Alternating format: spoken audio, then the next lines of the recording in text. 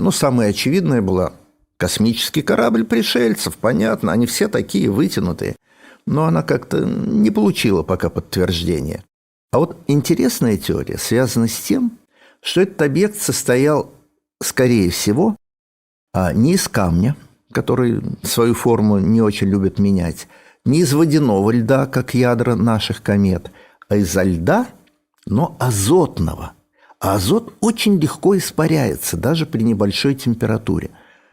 И если этот объект, пролетал даже далеко от звезд, он все равно испытывал радиационное повреждение со стороны общего фона галактики.